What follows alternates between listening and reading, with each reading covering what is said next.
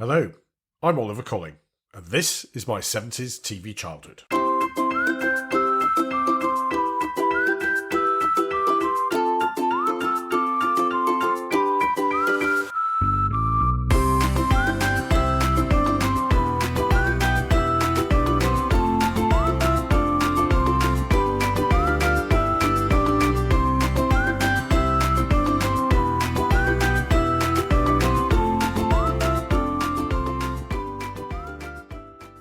Hello everyone, and welcome back to my 70s TV childhood. For this episode, we are back in the studio at 70s TV Childhood Towers after our remote broadcasting experiment last time. It's great to be back, and I have to say I'm feeling great and full of energy, having recovered from my recent bout of COVID. There is still a lot of it about though, so my thoughts are still with all of those who are suffering and the health professionals doing their best to help them. As usual, thank you for all your comments. It really does make me feel that this podcast is worthwhile when I hear from you, even if it's put me right where I've misremembered events or TV shows. As I have often said, I try to do all of this from memory where I can, so it's inevitable that mistakes will crop up. It's also great that we are picking up new listeners from around the world all the time, and a number of you have been binge listening to past episodes to catch up. If you are doing that, then well done and thank you, but I would stress that you should be able to dive into any episode without having listened to previous ones and still get some pleasure from them. If you are a new listener, don't forget you can subscribe on your usual podcast provider, and that way you'll never miss an episode in the future. If you do want to share your memories or have comments on anything we've discussed in this or previous episodes, you can do so at our blog. It's at www.my70stvchildhood.com. You can tweet at 70stvchildhood or email me, oliver@my70stvchildhood.com. I'm also delighted to say that we're now on Facebook at My 70s TV Childhood. So take a look at our page and tell me what you think. Now, in a personal capacity, I've had a couple of rather worrying emails this week. The reason they are worrying is that they're trying to sell me Christmas-related things, like cards and 2022 calendars. And I've also had hotels and restaurants, whose mailing lists I happen to be on, berating me that if I don't book my Christmas break or lunch or team dinner, that I won't get them. I've just come back from my summer holidays, so the last thing I want to do is to think about Christmas. When I was a child, Christmas talk and speculation was only allowed to begin after bonfire night on November the 5th. For our younger and overseas listeners, that's sort of just after Halloween. Now, I know that might make me sound rather like Scrooge, but we seem to spend so much of our time as a society on the pursuit of material things, whether it be cars or houses or Christmas dinners for that case. My memory from childhood is that we were not such a materialistic society. But does that bear closer scrutiny? As usual, I'd wager that our television consumption can shine a light on this. Looking at this week's TV schedules, they're full of shows where the central premise is making money. Whether it's the house auction show, Homes Under the Hammer, or the numerous antiques-based shows like Bargain Hunt, Cash in the Attic and Flog It, we seem to have moved on from a time where we collected and treasured objects to a place where everything can be turned around for a fast profit. Why do we think it's so clever to barter the price of an antique letter opener with a dealer down to £5 less than it was advertised for, and then to sell it on for £20 profit? I don't get it. And I think it demonstrates that we all have far too many possessions and need very little more. Even the supposedly more upmarket Antiques Roadshow with the vulpine Fiona Bruce relies on the valuation as the big payoff for the audience. Now, the television audience, and the live audience for that matter, likes nothing better than discovering what looks like a piece of old tat is actually a Ming vase worth £250,000. We also love it as well when the snooty owner of what he or she thinks is a masterpiece is told that it's basically a cheap rip-off and worth a tenner on a car boot sale if they're lucky. I was out for a walk this afternoon and went past a house in our village which has recently been sold, and I saw that the new occupants were putting in a new kitchen to replace the one left by the previous occupant, who had it fitted when she moved in 3 years ago. How crazy is that? When I was growing up as a child in the 1970s, I don't remember ever having a new kitchen or bathroom, and most of our furniture had come from relatives who had passed it to my parents after they'd got married. No IKEA in those days, I suppose.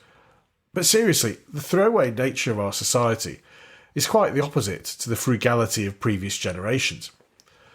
Given our increasing focus on recycling and protecting the environment, I wonder how long it will be before the trendsetters decide that recycling furniture is a good idea.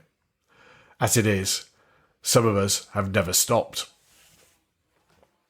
Anyway, rant over. But what that did do was to put me in mind of one of my childhood obsessions: collecting things. When I was a young child, we were always being encouraged to have hobbies in our spare time, and many hobbies were centred on collecting things. I was a great collector of many things as a child. My wife is thankful I'm not like this anymore, limiting my collections to books and wristwatches. But as a child, there were things to be collected everywhere. My earliest memories of collections were the small figures and badges that you got from Robinson's Golden Shred Marmalade. Now, the figures themselves are somewhat controversial these days, but my Auntie Elsie used to save the tokens from the jars and send off for the figures one at a time. As previous listeners may remember, this is actually my father's aunt, so my great-aunt in reality, but known as Auntie Elsie to the whole family. This is also the same Auntie Elsie who I previously mentioned who saved PG Tips tea cards for me and my sister. Now, the most exciting place for collecting things in the 1970s was the petrol station. No, really, the petrol station. The things you were able to collect there were pretty impressive. I had a full set of 1970s metallic football club badges stuck onto a special presentation card from Esso as part of the FA Cup centenary celebrations of 1972, and there was also an accompanying coin collection and presentation folder. I think I still have the badges somewhere. I cannot underestimate the excitement I felt when my father came back from paying for his petrol and handed me 2 or 3 packets of badges or coins. And all of that is before we even mention glasses. An iconic feature of British 1970s life was the petrol station glass collection. All of the major brands did it, and, very simply, you collected tokens every time you filled up, which could then be converted into glasses. Our glasses cupboard at home had several sets of tumblers, beer tankards, and assorted drinking vessels, all courtesy of the petrol companies. As a child, the regular petrol shortages we experienced in this country were only significant to me in that they slowed down completing the latest glass collection for the likes of National Benzol, a now long defunct forecourt brand.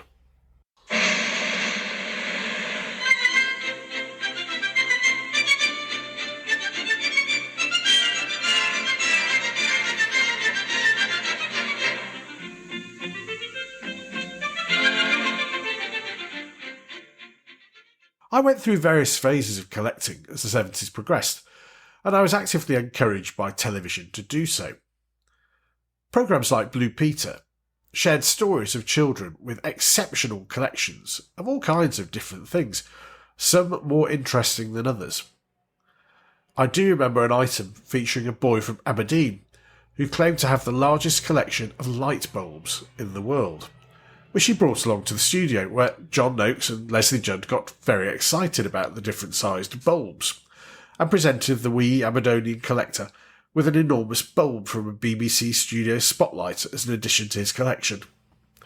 What larks. I think we were very easily entertained in those days. Moving on from just collecting things for the sake of it, I, like many others, then ventured into the world of models. And by that, I'm not talking about catwalks in Paris, rather the shop down the road frequented by small boys and train set obsessed middle-aged men, which sold all kinds of models from small airfix kits of aeroplanes and ships up to enormously complicated Meccano sets and every variety of train set you could possibly think of. There was a great model shop quite close to our house, run by a rather eccentric but totally dedicated owner. I used to spend hours looking in the windows, and then, once I plucked up the courage and had saved enough pocket money, I'd go in and decide which model I wanted to buy next and what glue and paint I needed to put it all together. Unfortunately, I wasn't always very patient with my attempts at modelling, and some of my early attempts at Spitfires and Messerschmitts were a bit cack-handed, and they often had bits of Hummel plastic cement hanging off the edges, and paint daubed too heavily so that it obstructed the pilot's view from the cockpit. But thankfully for me, help was at hand from the BBC and the wonderful presenter Bob Symes.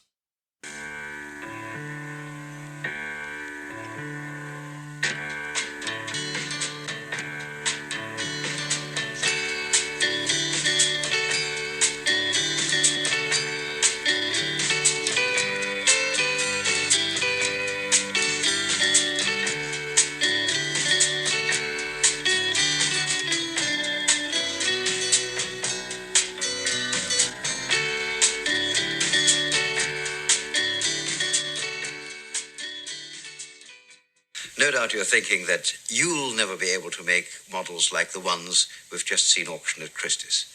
But believe me, every one of those chaps who made one of those models at some stage of his career was a raw beginner. And it's the beginner this series of programs is aimed at. So if you've never made anything at all, we'd like you to have a go and make something. Model World was a perfect programme for a pre-teen prospective model maker. Bob Symes was an incredibly genial and patient host and was rather like a jolly off-duty Father Christmas. He was, as that last clip shows, very amiable and genuinely seemed like he wanted every viewer to make a good model. The show used to be on a Saturday morning, so plenty of inspiration for a trip to the model shop later, and often handy tips for making your ordinary Airfix kits a little more exciting. The only downside was that my mother wouldn't let me have the craft knife needed to make my Airfix kits a little more exciting when I was aged 7, as she, quite correctly, could only see that ending in tears one way or another. And there was also a long-running show specifically aimed at getting you away from the TV altogether.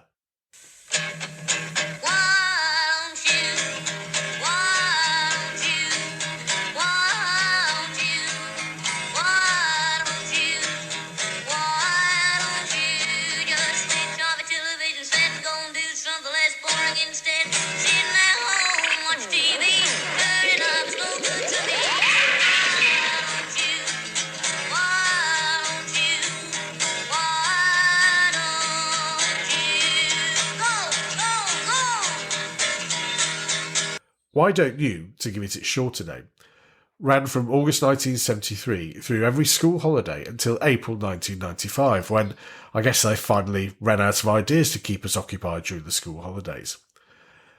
I used to watch the show, but from what I remember, it never made me actually want to do anything other than carry on watching TV. Every episode contained ideas for games and hobbies sent in by viewers, which, unfortunately, were incredibly dull in many cases. For example, why don't you start collecting postmarks from used envelopes? Well, even aged 7 or 8, I could see that collecting postmarks wasn't going to be my life's passion. I think the only hobby it did successfully promote and encourage was that of writing incredibly dull letters into a kids' TV show, hoping that their ludicrous ideas would actually be broadcast to a grateful audience. My collections continued to grow during the 1970s and included comics of various kinds. As I've mentioned in a previous episode, my large collection of Shoot football magazines from the 1970s proved to be worthless, as did my large collection of bubblegum football cards and I Spy books.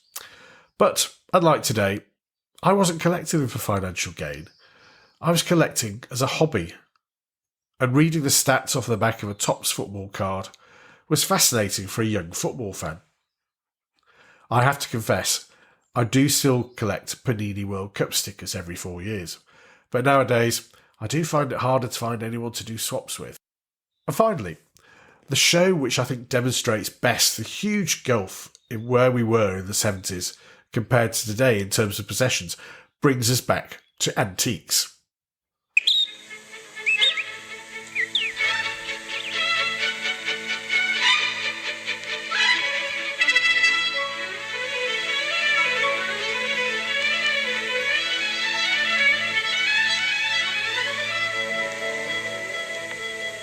Hello, welcome again to Going for a Song, and once again we've got for you not only interesting things but interesting people. And first of all we meet a man who says he makes a point of not collecting antiques because he lives in a glass house. Trumpeter extraordinary Humphrey Littleton. Hello. And taking him on the other side is somebody who's interested in Victoriana, Joyce Blair. Good afternoon. And we welcome back on the specialist side here a man who knows about all sorts of extraordinary things, Roger Warner. Hello. And if he should fail, well, there's Arthur, who has such a wide range of knowledge as well. Arthur Negus. Hello. So let's have our first object, please. And now for viewers at home only, this flintlock pistol mounted with a silver crown is a tipstaff.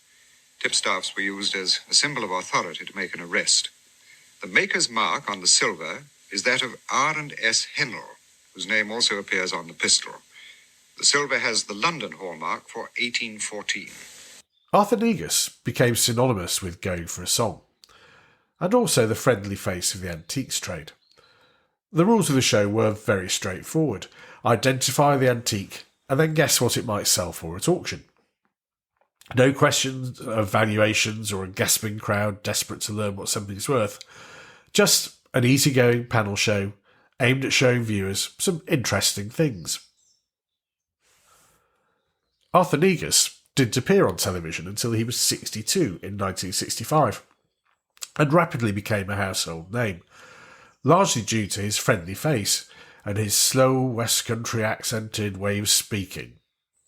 As the resident expert on the show, Arthur gently guided the panellists in the right direction, and always had a solo spot explaining something interesting about the antiques trade. No red teams or blue teams, no cash in the attic, and especially no focus on turning a quick profit. Whilst Negus did go on to appear on Antiques Roadshow from its debut in 1979 until his death in 1985, I will always remember him much more fondly for Going for a Song, which was perfect Sunday afternoon family viewing. That, in itself, was priceless.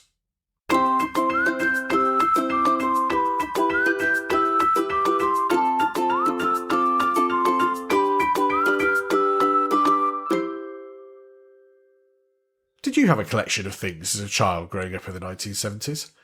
Or were you inspired to switch off your television set and go and do something less boring instead? Or did you even provide a suggestion of a new game or hobby to Why Don't You? Let me know at www.my70stvchildhood.com, tweet at 70stvchildhood, leave a comment on our Facebook page at my70stvchildhood, or you can email me, Oliver at my70stvchildhood.com. Well, that's it for now. Take care, and hope you'll join me again soon for more from My 70s TV Childhood.